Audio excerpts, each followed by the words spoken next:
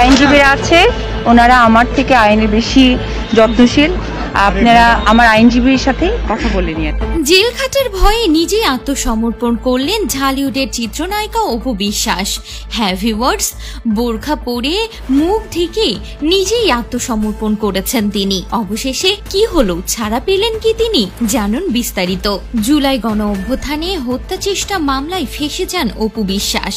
এর আগে এই মামলার জেরে গ্রেপ্তার হয়েছিলেন নুসরাত ফারিয়া। তার 7 দিনের রিমান্ড মঞ্জুর হয়ে গিয়েছিল, পাঠানো হয়েছিল কারাগারে।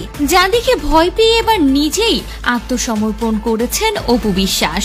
রাজধানীর ভাটারা থানা এলাকায় এনামুল হক হত্যা চেষ্টা মামলায় আত্মসমর্পণ করতে আদালতে হাজির হয়েছিলেন চিত্রনায়িকা।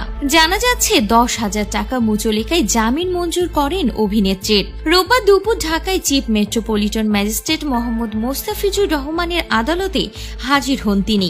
এ সময় মুখ ঢাকা অবস্থায় দেখা যায় অভিনেত্রীকে। অপু বিশ্বাসের আইনজীবী জানান, গত 2 জুন হাইকোর্ট থেকে 6 সপ্তাহের আগাম জামিন পেয়েছিলেন অভিনেত্রী।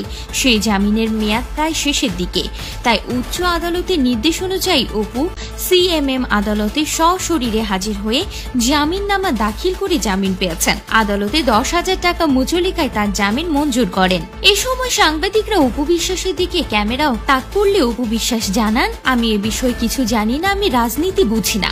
তখন সাংবাদিকরা বলেন, সত্যি কি আপনি রাজনীতি বোঝেন না?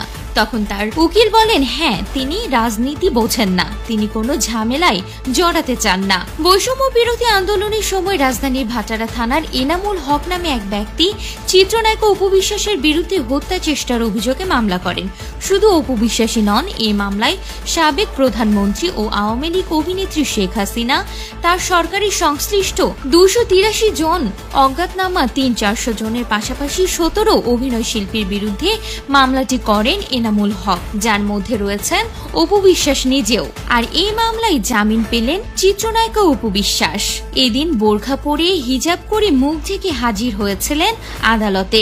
সাংবাদিকদের সামনে কথা বলতে লজ্জা পেলেন তিনি, সাংবাদিকদের রীতিমতো এড়িয়ে গেলেন।